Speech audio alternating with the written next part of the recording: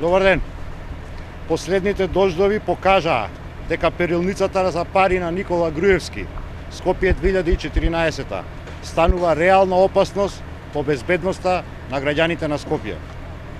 2 дена екипи на комуналните предпријатија дежураат во прескапо платените градби во центарот на Скопје и од нив падат фекалии кои директно ја загрозуваат безбедноста на граѓаните. Она што постојано се предвидуваше од страна на експертите, за жал, почна да се потврдува. Заслепени од дебелите провизии, Никола Груевски и неговите соработници продолжија да го урнисуваат центарот на Скопје, додека архитектите и урбанистите предупредуваа на опасностите. И покрај сите провизии, и покрај сите докази за лошо спроведените планови за градба, досега никој не понесе одговорност. Што уште треба да се случи за да некој понесе одговорност за загрозување на безбедноста на Скопје? До кога граѓаните на Скопје ќе стравуваат од најобичен дожд?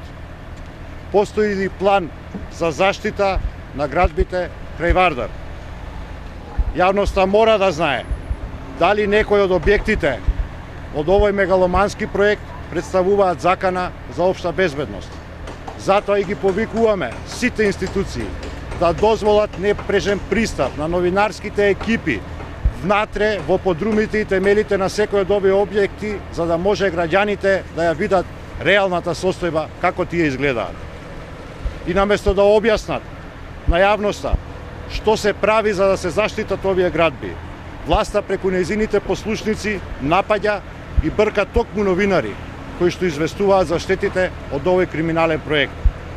Но, колку и да се трудат, не може да ги сокријат катастрофалните последици од криминалниот проект Скопје 2014 и истиот почнува да тоне, а на површина ќе останат само фекалиите и лагите и измамите на Никола Груевски.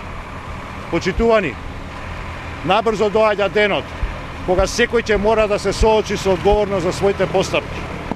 После 11 декември доаѓа нова влада на која приоритет ќе и бидат здравјето, сигурноста и безбедноста на граѓаните, а сите оние кои што се огрешиле пред законот ќе одговараат. Благодарам, повелете со прашање.